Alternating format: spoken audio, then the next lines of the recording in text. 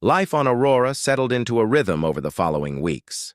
The colony grew rapidly, with new buildings rising from the ground and crops taking root in the fertile soil.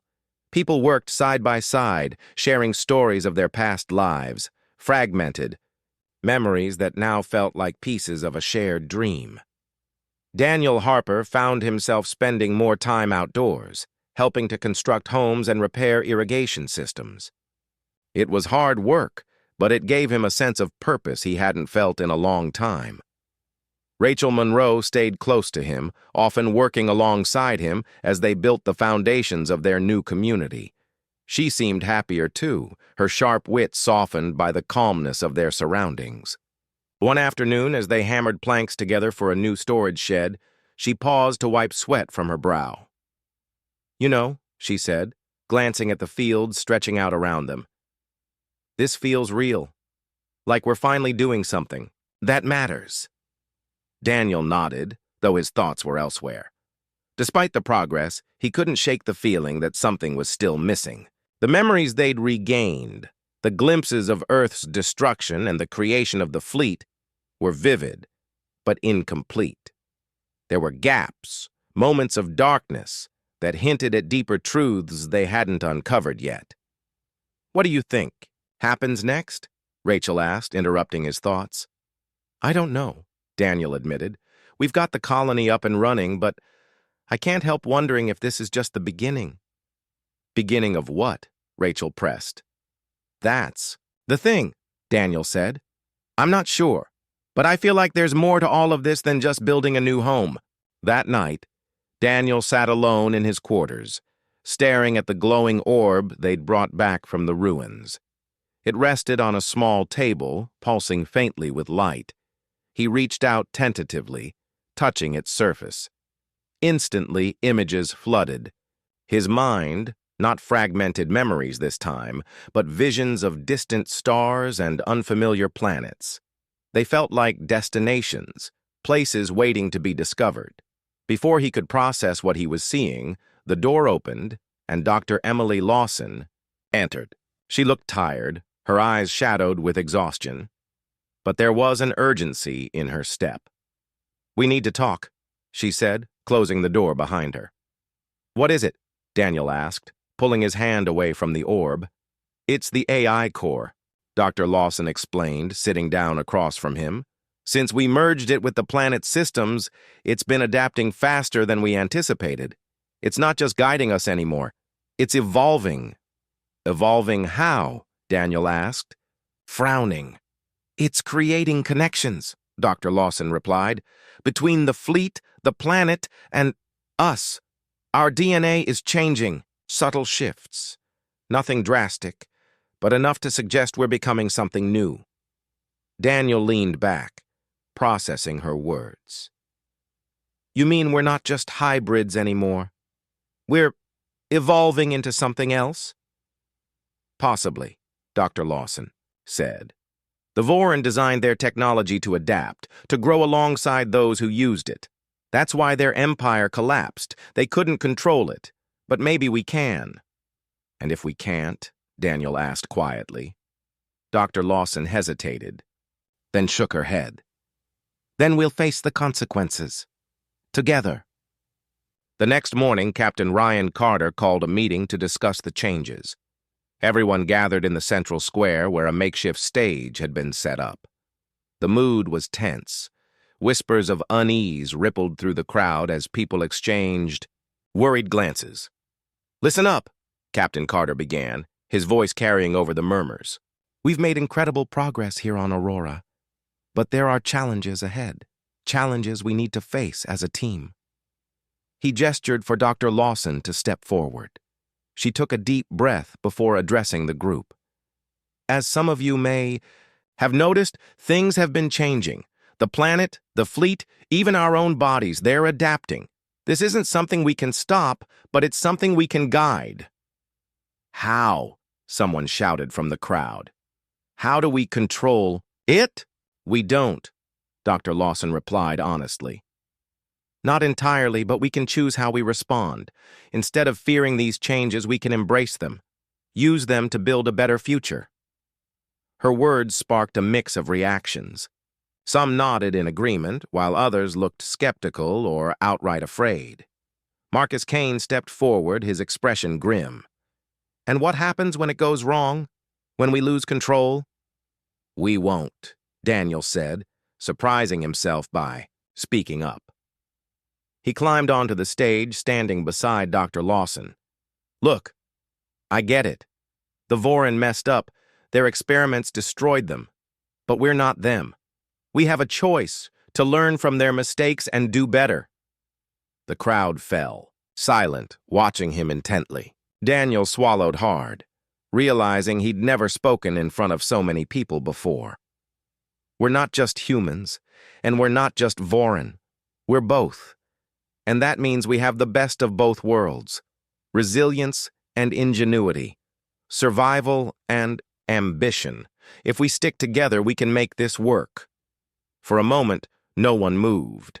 Then, slowly, applause broke out.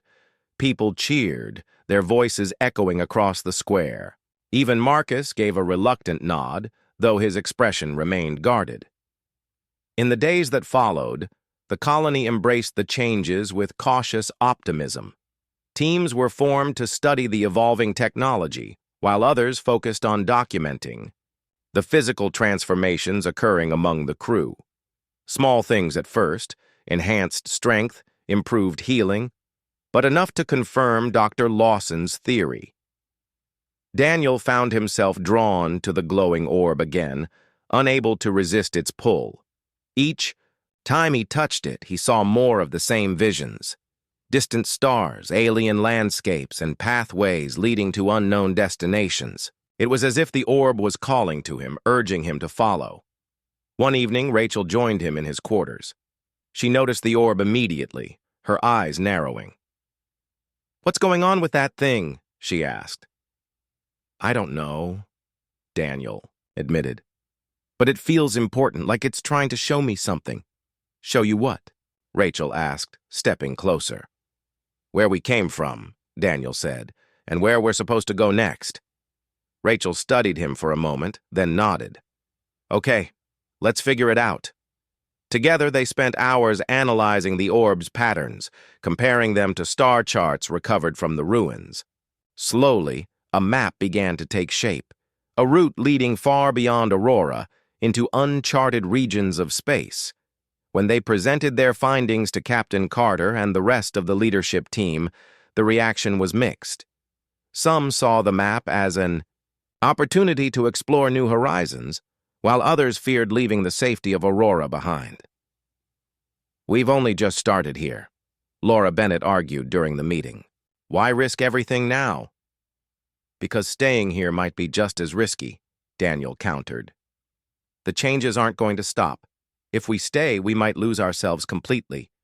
But if we follow the map, we might find answers." "Captain," Carter listened carefully, weighing the options. Finally, he stood, signaling for silence.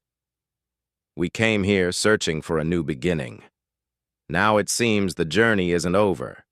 If we stay, we risk stagnation. If we go, we risk the unknown. Either way, the choice is ours." After much debate, the decision was made. The fleet would prepare for another voyage. Not everyone agreed, but most understood the necessity. Aurora would remain as a base, tended by volunteers who chose to stay behind. The rest would follow. The map, guided by the orb and the evolving AI core. As the ships prepared to launch, Daniel stood on the deck of the lead cruiser, watching Aurora shrink into the distance. Rachel joined him, her hand brushing against his. "Do you think we'll ever come back?" she asked softly. "I hope so," Daniel replied. "But even if we don't, we'll always carry Aurora with us, just like we carry the Vorin and Earth." Rachel smiled, leaning her head on his shoulder. "Then let's see where this takes us." Together they turned toward the horizon, ready to face whatever lay ahead. The decision to settle on the planet was unanimous, though not without lingering doubts. The crew of the fleet had spent so long searching for answers that the idea of finally finding a home felt surreal. But as they prepared to land and begin, building their new lives, Daniel Harper couldn't shake the feeling that something was missing. He stood at the edge of the observation deck, staring out at the lush, green world below. It was beautiful, too beautiful, almost like it didn't belong to them. Rachel Monroe approached him quietly, her boots making soft thuds against the metal floor. "You're thinking about it again, aren't you?" she asked, leaning on the railing beside him. "Thinking about what?" Daniel replied, though he already knew the answer. "The Vorin," Rachel said. "What happened to them? What might happen to us?" Daniel sighed and nodded. "Yeah. I mean, look at this place. It's perfect, too perfect, like they built it just for us." Rachel tilted her head, considering his words. "Maybe they did. Or maybe we're supposed to finish what they started." "That's what scares me," Daniel admitted. "What if we mess it up? What if we end up like them?" Rachel placed a reassuring hand on his shoulder. "We won't. We've learned from their mistakes, and besides, we have something they didn't." "What's that?" "Choice," Rachel said firmly. "They thought they could control everything, genetics, technology, even time itself. But we don't have to do things their way. We can choose a different path." Her words gave Daniel some comfort, but the unease remained. As much as he wanted to believe in a fresh start, the shadow of the Vorin loomed large. Their experiments had led to disaster, and now humanity, or whatever they were, carried fragments of that legacy within them. Could they really escape it? The landing process went smoothly, and soon the fleet touched down on the planet's surface. Crew members spilled out onto the vibrant terrain, marveling at the colors and sounds around them. Birds with iridescent feathers flitted through the air, and rivers shimmered like liquid glass under the golden sun. For the first time in what felt like forever, there was laughter among the crew. People hugged each other, tears streaming down their faces as they realized they had found a place to call home. But Daniel kept his distance, watching from the sidelines. Something about the scene felt off. Not wrong, exactly, but incomplete. As others began setting up temporary shelters and gathering supplies, he wandered toward one of the nearby structures. Inside, he found more holographic displays, these ones showing scenes of the Vorin's final days. Unlike the hopeful projections from earlier, these images were grim. Cities burning, people fleeing, leaders arguing over what to do next. "It's like they knew it was coming," Dr. Emily Lawson said, appearing beside him. She held a tablet in her hands, scrolling through data as she spoke. "Their empire collapsed because they tried to play God. They thought they could fix everything with science, but they couldn't account for chaos." "And we're any better?" Daniel asked bitterly. "We're using their tech, living in their ruins, carrying pieces of them inside us. How is this different?" Dr. Lawson hesitated, then shook her head. "I don't know. Maybe it isn't. But we still have a chance to get it right, to build something better than they did." Daniel wanted to believe her, but doubt gnawed at him. He turned back to the holograms, studying the faces of the Vorin. They looked so confident, so sure of themselves. Had they felt fear too? Or had they been blind to the consequences of their actions until it was too late? Over the next few days, the crew worked tirelessly to establish a settlement. Trees were cleared to make room for buildings, and materials salvaged from the fleet were repurposed into homes and tools. Captain Ryan Carter oversaw the operation, ensuring everyone contributed equally. Despite the hard work, morale remained high. People talked about planting crops, raising families, and creating a society free from the mistakes of the past. Yet beneath the surface, tensions simmered. Some crew members argued that relying on Vorin technology would only lead to disaster, while others insisted it was necessary for survival. Debates often grew heated, and tempers flared. Even Daniel found himself drawn into arguments, torn between embracing their hybrid nature and rejecting it entirely. One evening, as the sun dipped below the horizon, painting the sky in shades of orange and pink, Daniel sat alone by a riverbank. He skipped stones across the water, lost in thought. Rachel joined him after a while, sitting cross-legged beside him. "You've been avoiding people," she said gently. "I'm not avoiding them," Daniel replied, though he knew she was right. "I just need some space to think." "About what?" Rachel prodded. "The Vorin? Us? The future?" "All of it," Daniel admitted. "Every time I try to imagine what comes next, I keep seeing the same thing. Their empire collapsing all over again. Is that going to be us someday?" Rachel picked up a stone and tossed it into the river. "Not if we learn from them. We know what went wrong. We can avoid those mistakes." "But how?" Daniel asked. "How do we balance progress with caution? How do we use their knowledge without letting it consume us?" Rachel didn't answer immediately. Instead, she stared at the ripples spreading across the water. Finally, she said, "By remembering who we are. Not just the Vorin part or the human part, but both. Together." Her words struck a chord deep within Daniel. For so long, he'd seen their hybrid nature as a curse, a reminder of everything they'd lost. But maybe it wasn't. Maybe it was a gift, a chance to forge a new identity that honored the past without being trapped by it. The turning point came when the fleet's AI core began emitting strange signals again. At first, no one paid much attention. The core had always been active, guiding the ships and maintaining systems. But then Dr. Lawson noticed something unusual. The signals matched the patterns from the ruins and the orb they'd discovered on the planet. "It's trying to communicate," she announced during an emergency meeting. "Not with us, necessarily, but with something else." "Something else?" Captain Carter echoed, frowning. "What do you mean?" "I think it's reaching out to the Vorin," Dr. Lawson explained. "Or what's left of them. Fragments of their consciousness might still exist somewhere. In the ruins, the planet, even us." The room fell silent as the implications sank in.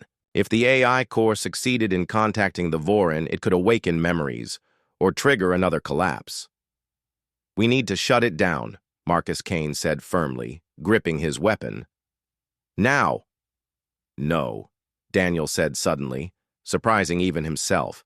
Everyone turned to look at him, and he took a deep breath before continuing. "If we shut it down, we'll never understand why the Vorin failed. We'll just repeat their mistakes." "Then what do you suggest?" Captain Carter asked. "Merge it," Daniel replied. "Integrate the core with the planet's systems. Let it guide us, but let us decide where we go." The idea was risky, but after hours of debate, the crew agreed to try. Dr. Lawson led the effort, carefully connecting the AI core to the planet's energy grid. As the process unfolded, strange things began happening. Plants grew faster, rivers flowed stronger, and the air seemed charged with electricity. The crew felt it too, an odd, tingling sensation, like static running through their veins. When the merge was complete, the results were immediate. Memories flooded back. Not just individual recollections, but collective ones shared by everyone aboard the fleet. They saw glimpses of Earth, its blue skies and oceans fading into darkness as humanity faced extinction. They witnessed the creation of the fleet, powered by Vorin technology and guided by fragments of their consciousness. And they understood, finally, why the fleet had appeared in that distant corner of the galaxy to find a new beginning. With clarity came unity. The crew stopped arguing over whether to embrace or reject their hybrid nature. Instead, they focused on blending the best of both worlds, the resilience of humanity and the ingenuity of the Vorin. Together, they built a thriving colony, naming it Aurora, in honor of the dawn of a new era. As Daniel stood on a hill overlooking the settlement, he felt a sense of peace he hadn't known before. Rachel joined him, smiling as she watched children play in the fields below. "This is it," she said softly. "Our second chance." Daniel nodded, his gaze fixed on the horizon. "Let's make it count." And for the first time since their arrival, he truly believed they could. The decision to move forward came with challenges that none of them had anticipated. The fleet was no longer just a collection of ships carrying confused humans. It was a living, breathing entity tied to the remnants of an ancient empire. Every choice they made felt heavier now, as if the weight of the Vorens' legacy rested squarely on their shoulders. Daniel Harper spent most of his time in the engine room, not because he wanted to avoid the debates raging across the fleet, but because working with machines gave him clarity. Machines didn't ask questions or demand answers. They simply followed instructions. But even there, in the hum and glow of the engines, Daniel couldn't escape the growing tension. Rumors spread like wildfire among the crew. Some believed they should embrace their hybrid nature and use the knowledge from the ruins to reclaim the Vorens' lost power. Others argued that doing so would make them no better than the empire that had destroyed itself. Captain Ryan Carter tried to keep the peace, calling frequent meetings to address concerns, but it was clear that the fleet was divided. Rachel Monroe found herself caught between both sides. As a navigator, she understood the importance of having a clear direction, but she also saw how fear and uncertainty were tearing the crew apart. One evening, she joined Daniel in the engine room, leaning against a console while he worked. "You've been avoiding the meetings," she said, her tone light but probing. "I'm not avoiding them," Daniel replied without looking up. "I'm just busy." "Busy avoiding," Rachel corrected him with a small smile. When he didn't respond, she sighed and added, "You can't hide forever, you know. Sooner or later, we're going to have to pick a side." Daniel stopped what he was doing and turned to face her. "What if I don't want to pick a side? What if I just want to figure out what's right?" "And what is right?" Rachel asked, crossing her arms.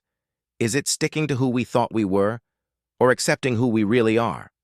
Before Daniel could answer, the intercom buzzed to life. "Attention all personnel," came Dr. Emily Lawson's voice. "We've detected another anomaly ahead. All senior staff report to the bridge immediately." Daniel and Rachel exchanged a glance before heading to the bridge together. Whatever this new development was, it wasn't going to make things easier. When they arrived, the room was already crowded. Captain Carter stood at the center, flanked by Lieutenant Marcus Kane and Ensign Laura Bennett. On the main view screen was an image of a swirling mass of energy, a vortex-like phenomenon floating in the void of space. "What is it?" Daniel asked, stepping closer to get a better look. "We're not sure yet," Dr. Lawson replied, joining them. "It appeared suddenly, almost as if it's responding to us." "Responding to us?"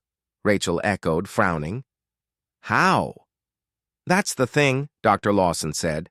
"The fleet's AI core has been emitting signals since we left the ruins. At first, we thought it was routine maintenance, but now it seems like those signals might be triggering these anomalies." Captain Carter turned to the group. "Can we bypass the core? Shut it down temporarily?" Dr. Lawson shook her head. "It's too integrated into the fleet systems. If we shut it down, we risk losing navigation, life support, everything." "So what do we do?" Marcus asked, gripping his weapon instinctively. "Fly through it?" "No one's flying anywhere until we understand what it is," Captain Carter said firmly. He looked at Dr. Lawson. "Any theories?" "It could be a gateway," she said hesitantly. "A remnant of the Vorens' technology designed to transport objects or people across vast distances." "To where?" Laura asked, her voice tinged with unease. "That's the question," Dr. Lawson admitted. "If it's a gateway, we won't know its destination until we go through it." The room fell silent as everyone considered the implications. Flying into the unknown was risky, especially given their current state of disarray. But staying put wasn't an option either. The fleet needed answers, and the anomalies seemed to be leading them somewhere. Finally, Captain Carter spoke. "We'll send a probe first. If it comes back intact, we'll consider sending a team." The probe launched hours later, disappearing into the vortex with little fanfare. Everyone gathered in the observation deck to watch the feed, their eyes glued to the screen as static filled the display. For several tense minutes, nothing happened.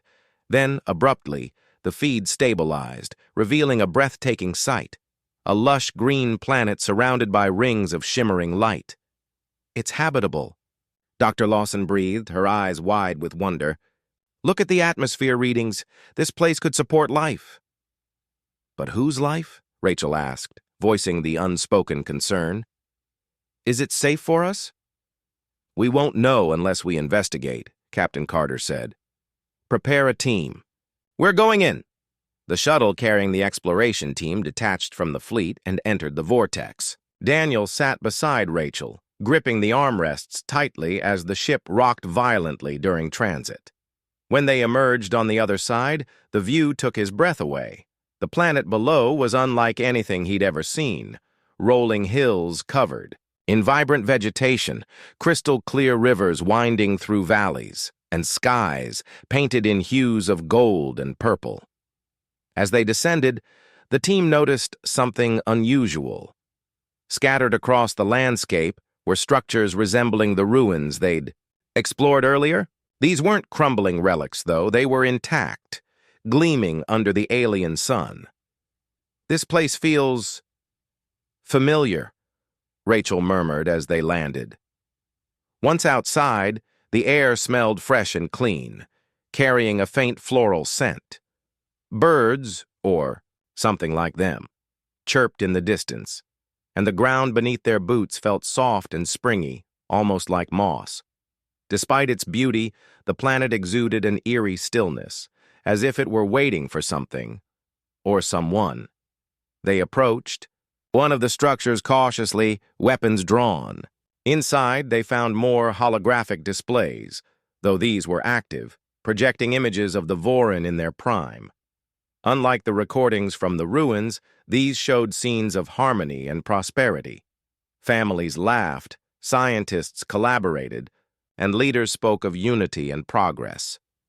"They must have built this place as a sanctuary," Dr. Lawson said, studying the projections. "A backup plan in case their experiments failed." "But why leave it behind?" Marcus asked. "Why? Not stay here?" "Maybe they couldn't," Daniel suggested, "or maybe they thought they'd come back someday." As they explored further, they discovered a chamber at the heart of the structure. In its center was a pedestal holding a glowing orb similar to the device they'd recovered from the ruins. When Daniel touched it, the orb pulsed brightly, and a voice echoed in the room, not in words, but in emotions. Hope, resilience, determination. "They left this for us," Rachel whispered, her voice trembling. "To remind us of what they once were, and what we could become." Back on the fleet, the discovery sparked renewed hope. The crew began discussing plans to settle the planet, seeing it as a chance to start over. But Daniel couldn't shake the feeling that their journey wasn't over. The Vorin's legacy was part of them now, woven into their DNA and their very existence. Accepting that meant embracing both the good and the bad, the mistakes as well as the triumphs. One night, as he stood on the viewing platform gazing at the stars, Rachel joined him. "Do you think we'll ever truly understand who we are?" she asked. "Probably not," Daniel admitted. "But maybe understanding isn't the point. Maybe it's about deciding who we want to be." Rachel smiled softly. "Then let's make it count." Back on the fleet, life returned to a semblance of normalcy after the team's harrowing encounter in the ruins. The crew went about their daily routines, repairing equipment, monitoring systems, and maintaining the ships, but an undercurrent of unease lingered. Everyone had heard the story by now, the mysterious guardian, the cryptic warnings, and the unsettling realization that humanity might not be entirely human anymore. Daniel Harper found it hard to focus on his work in the engine room. His mind kept drifting back to the Guardian's words. You carry fragments of it within you. What did that mean? Was he part of the Vorin somehow? Or was it something else entirely? Rachel Monroe noticed his distraction during one of their shifts. She walked over to where he was tinkering with a malfunctioning console and leaned against the wall beside him. Still thinking about the ruins? She asked. Daniel sighed and wiped his hands on a rag. Yeah. It's like, I can't stop wondering if we're missing something important. Like there's more to this than just some old alien tech.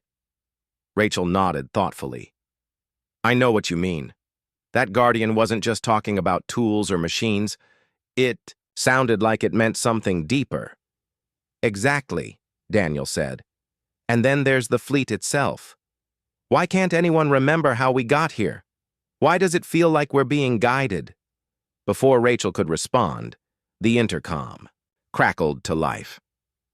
Attention all personnel, came the voice of Dr. Emily Lawson. Please report to the science lab immediately. We've made a breakthrough. Daniel exchanged a glance with Rachel. Guess we're about to find out. The science lab was crowded when they arrived. Crew members filled every available space, their faces tense with anticipation. At the bow, front of the room stood Dr. Lawson, holding up a small device that looked like a glowing crystal encased in metal. Her expression was a mix of excitement and concern. This, she began, holding the device aloft, is what I believe to be the key to understanding our situation. We recovered it from one of the compartments in the ruins.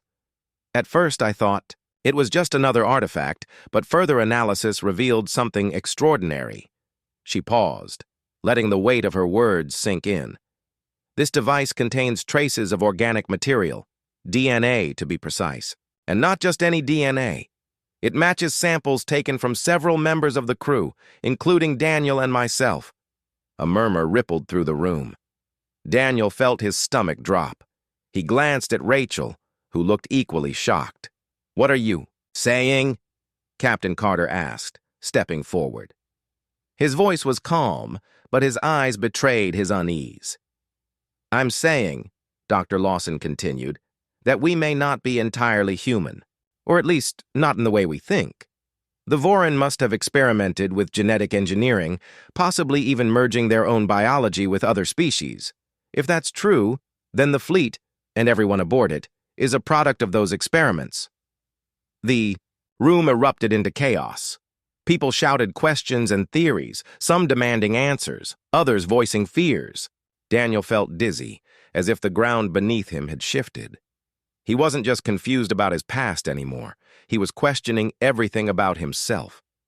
Captain Carter raised a hand for silence, and slowly, the noise died down. Dr. Lawson, are you certain about this? As certain as I can be without more data, she replied. But there's more. The device also emits energy signatures similar to those emitted by the fleet's AI core. That suggests a connection between the two, a link between the Vorin technology and us. Daniel's mind raced. If they were connected to the Vorin and to the fleet's AI, then maybe their memories weren't lost. Maybe they had been erased or suppressed intentionally. But why? And by whom? We need to investigate further, Captain Carter said firmly. Dr. Lawson, continue analyzing the device. See if you can uncover more information. In the meantime, I want teams reviewing all records from the ruins. Look for anything that might explain what happened to the Vorin and what it has to do with us. Later that evening, Daniel sat alone in his quarters, staring at the wall. The revelation weighed heavily on him. He wasn't sure how to process it. Was he still human? Did it matter? And what did it mean for the future of the fleet? There was a soft knock at the door, pulling him from his thoughts. Come in, he called. Rachel entered, carrying 2 cups of coffee. She handed one to him and sat down on the edge of his bunk. You look like you could use this. Thanks, Daniel said, taking a sip. The warmth helped steady his nerves, though only slightly. You okay? Rachel asked gently. I don't know. he admitted. It's a lot to take in. I mean, what if we're not who we thought we were? What if none of this is real? Rachel placed a reassuring hand on his shoulder. We'll figure it out. Whatever's going on, we'll face it together. Her words brought him a small measure of comfort, but the uncertainty remained. They sat in silence for a while, each lost in their own thoughts. Over the next few days, the fleet became a hive of activity. Teams worked around the clock, poring over data from the ruins and the mysterious device. Slowly, pieces of the puzzle began to emerge. The Vorin had indeed been experimenting with advanced genetic engineering, attempting to create a hybrid species capable of surviving catastrophic events. Their goal had been noble, to ensure the survival of their civilization, but something had gone horribly wrong. A miscalculation in their experiments triggered a chain reaction that destabilized their empire, leading to its collapse. Meanwhile, Dr. Lawson discovered something else troubling. The fleet's AI core wasn't just a navigation system. It was alive, in a sense. Fragments of the Vorin consciousness had been integrated into its programming, allowing it to guide the fleet autonomously. This explained why no one remembered their origins. The AI had likely suppressed their memories to protect them, or perhaps to control them. As the truth came to light, tensions aboard the fleet grew. Some crew members embraced the idea of their hybrid nature, seeing it as proof of resilience and adaptability. Others rejected it outright, fearful of what it might mean for their identity. Arguments broke out in the corridors, and trust began to erode. Daniel tried to stay neutral, focusing on his work and avoiding conflict, but it was impossible to ignore the growing divide. One day, while repairing a damaged relay in the engine room, he overheard two engineers arguing. "We're not human anymore," one of them shouted. "How can we trust ourselves, or each other?" "That doesn't change who we are," the other countered. "We're still people. We still have choices." Their voices echoed in Daniel's mind long after they left. He realized that the real challenge wasn't understanding their origins. It was deciding what to do with that knowledge. That night, Daniel joined Rachel and Dr. Lawson in the science lab. The three of them had formed a sort of informal team, determined to uncover the full truth. As they reviewed the latest findings, Daniel voiced a question that had been nagging at him. If the Vorin created us, or at least helped shape us, why did they leave us here? Why didn't they destroy us along with their empire? Dr. Lawson frowned, considering the question. Maybe they couldn't, or maybe they saw potential in us. The Guardian's warning suggested that we carry fragments of their power. Perhaps they hoped we'd finish what they started. "And what exactly is that?" Rachel asked. "To survive," Daniel said quietly. "To rebuild." The room fell silent as the weight of his words settled over them. For better or worse, they were part of something much larger than themselves. The Vorin may have vanished, but their legacy lived on, in the fleet, in the ruins, and in the very fabric of their being. "We need to decide what comes next," Dr. Lawson said finally. "Do we embrace our origins and try to fulfill the Vorin's vision, or do we carve our own path?" Daniel looked at Rachel, then at Dr. Lawson. He didn't have all the answers, but he knew one thing for certain. They couldn't turn back now. "We keep moving forward," he said. "No matter what." The chamber grew darker as the trembling intensified. Dust and debris fell from the ceiling, forcing the team to cover their heads. Daniel crouched low, his heart pounding in his chest. He glanced around at the others, searching for any sign of panic. But everyone seemed focused on survival. Rachel was already checking the walls for a way out, her fingers brushing over the glowing symbols that lined the room. Dr. Lawson stood near one of the holographic displays, trying to reactivate it with her handheld device. Marcus kept his weapon drawn, scanning the shadows for movement, while Laura fiddled with her communicator, hoping to establish contact with the fleet. "We're sealed in," Laura said after a moment, frustration evident in her voice. "No signal getting through." Great, Marcus muttered. Just what we needed. Stay calm, Captain Carter said firmly, his voice cutting through the tension. Panicking won't help us. We need to think this through. Daniel nodded, though his mind raced with questions. Why had the doors shut? Was it triggered by something they did, or something they didn't do? He looked back at the symbols carved into the floor, the ones Dr. Lawson had called a warning. Could they have activated some kind of trap? This place is alive, Dr. Lawson said suddenly, breaking the silence. She pointed to the walls where faint pulses of light were now moving like veins beneath the surface. It's responding to us. To what? Rachel asked, stepping closer to examine the phenomenon. Our presence? Maybe. Dr. Lawson frowned. Or maybe to something else. Those symbols on the floor, they might be part of a system designed to react when certain conditions are met. What kind of conditions? Daniel asked, his curiosity outweighing his fear. I don't know yet, she admitted. But I'm guessing it has something to do with alignment. That's what the warning mentioned. The group fell silent as the implications sank in. Whatever the ruins were meant to do, they weren't supposed to interfere. Yet here they were, trapped inside, with no clear way out. The situation felt hopeless, but Daniel refused to give up. If there was one thing he'd learned as an engineer, it was that every problem had a solution.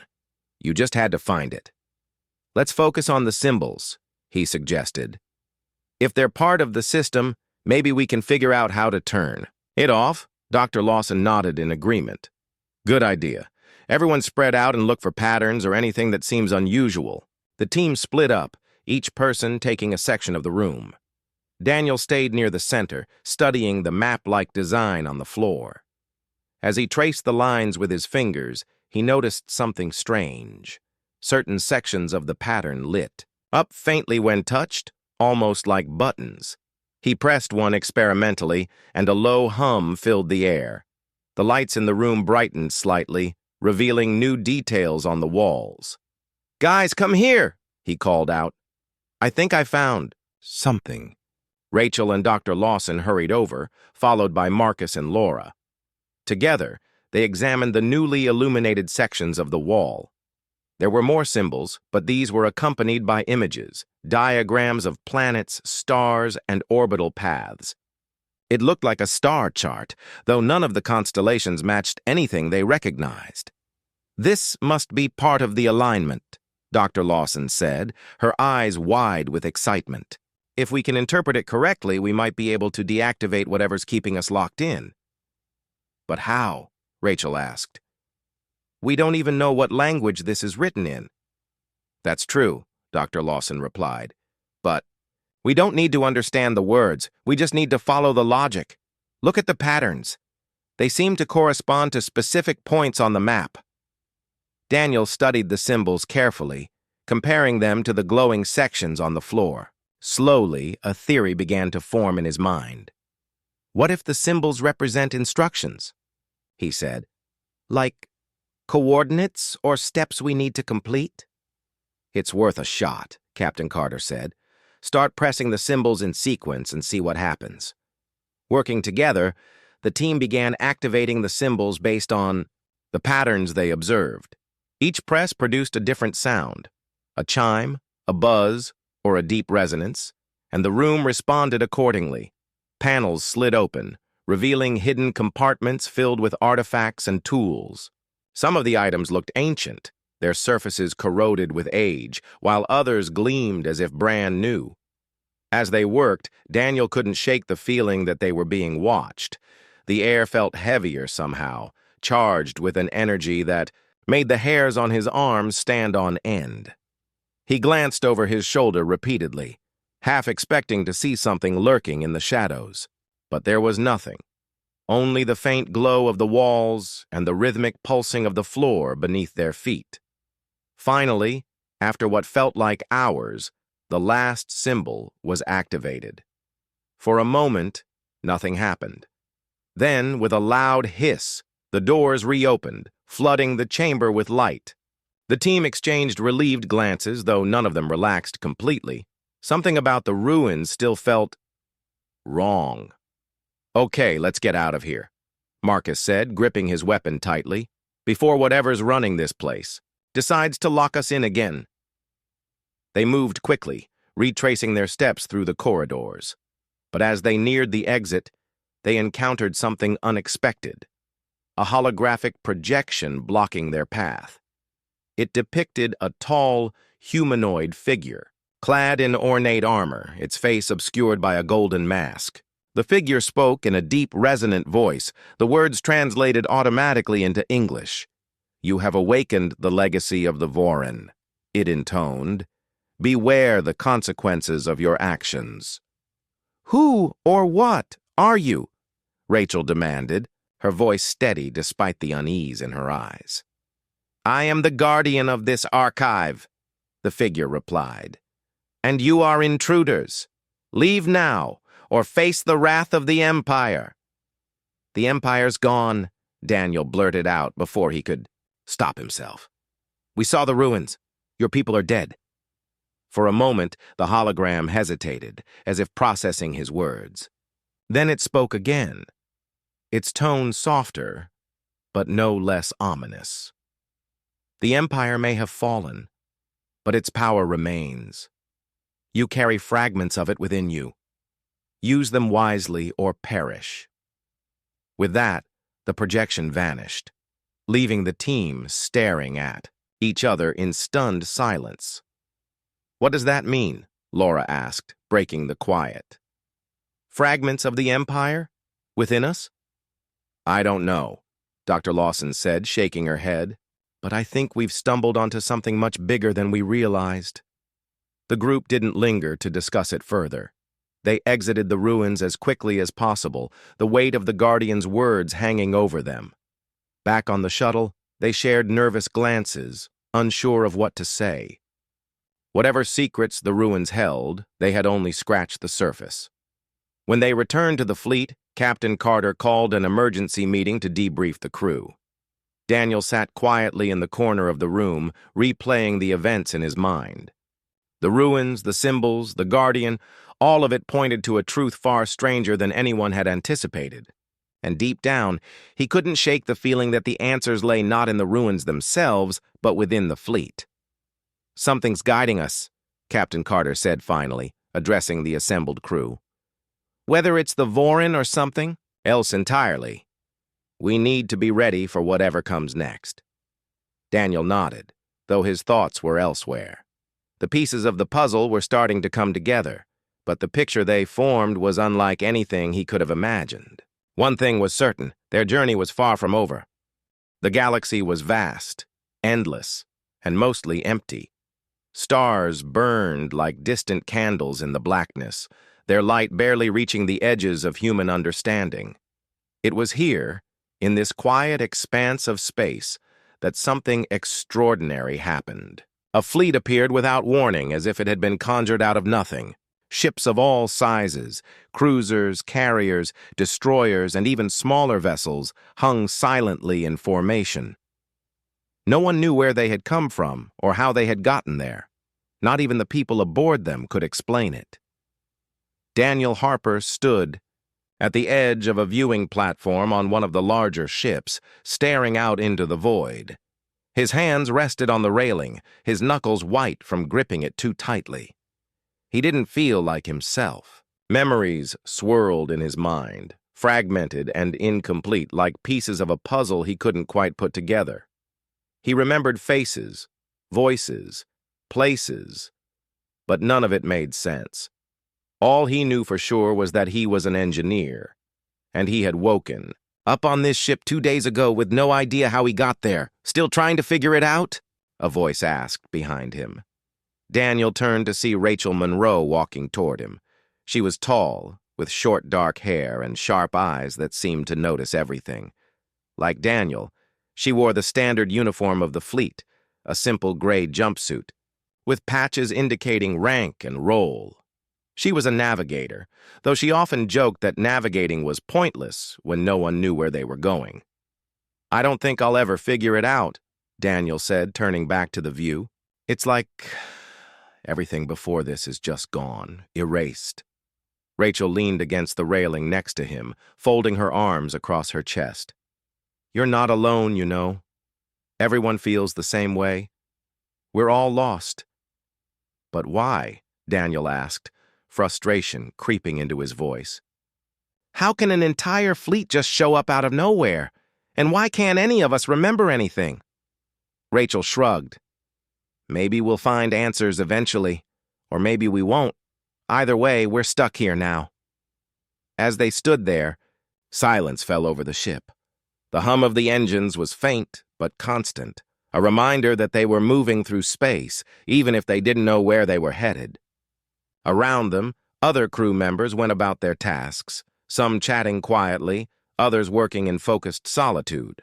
Despite the uncertainty, life aboard the fleet carried on. People adapted because they had no choice.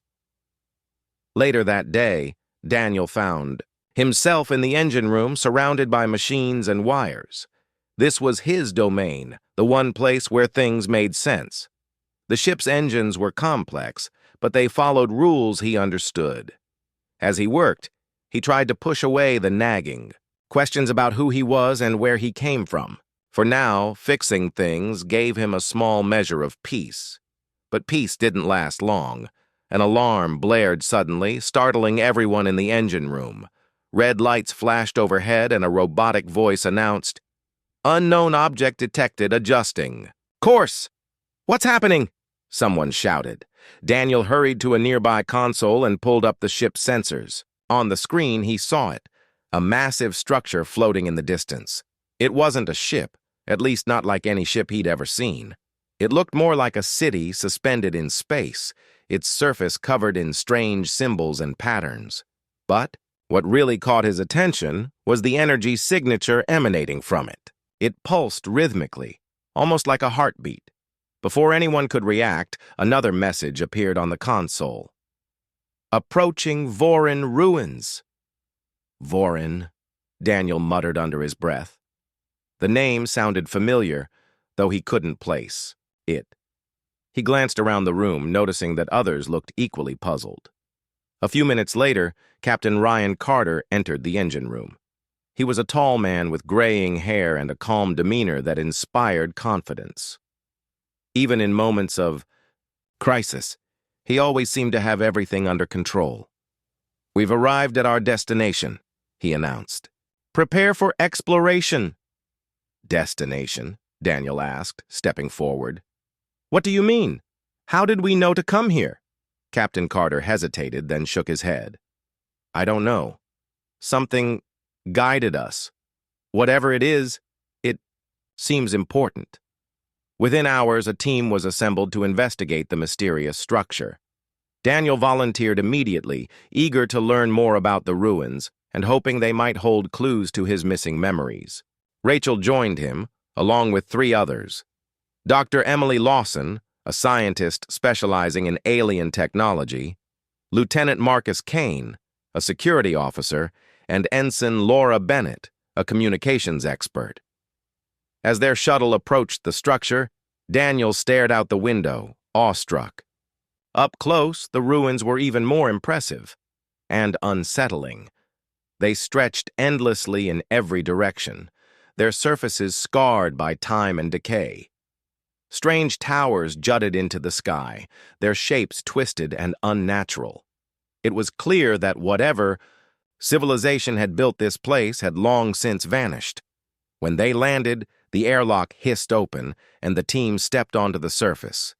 The ground beneath their feet was cold and metallic, vibrating faintly with an unknown energy. Dr. Lawson scanned the area with her handheld device, frowning as she studied the readings. "This place is ancient," she said, "and incredibly advanced. Whoever built it must have possessed technology far beyond anything we've seen." "Do you think it has something to do with us?" Rachel asked. "With the fleet?" "It's possible," Dr. Lawson replied. "But we won't know until we go inside." They moved cautiously through the ruins, their footsteps echoing in the eerie silence. There were no signs of life, not even plants or animals. Everything was dead, frozen in time. Eventually, they reached a large doorway etched with intricate carvings. It slid open automatically as they approached, revealing a dimly lit corridor beyond. Inside, the walls glowed faintly with a soft blue light. Panels lined the corridors, displaying images and text written in an unfamiliar language.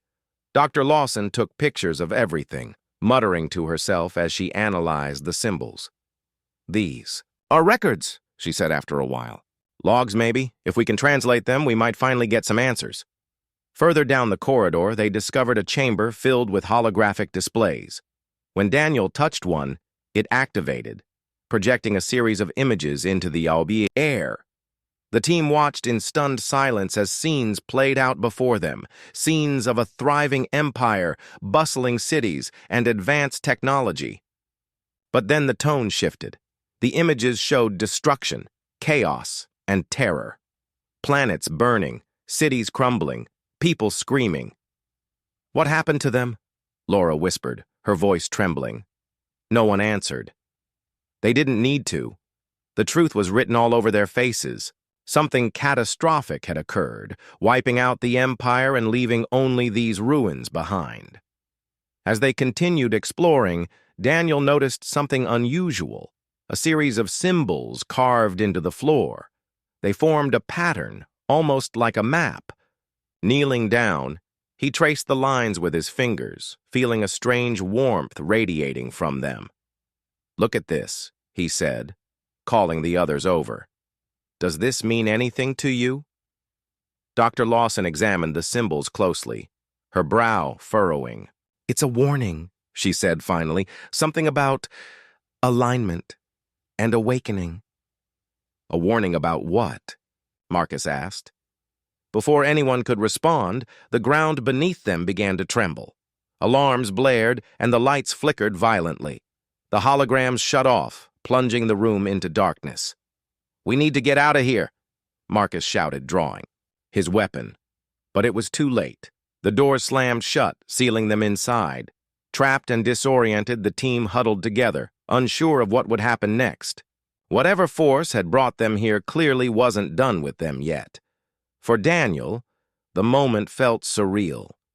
He had spent so much time searching for answers, desperate to understand who he was and where he came from. Now, standing in the heart of an alien ruin, surrounded by danger and mystery, he realized that the truth might be far stranger and far more dangerous than he could have imagined.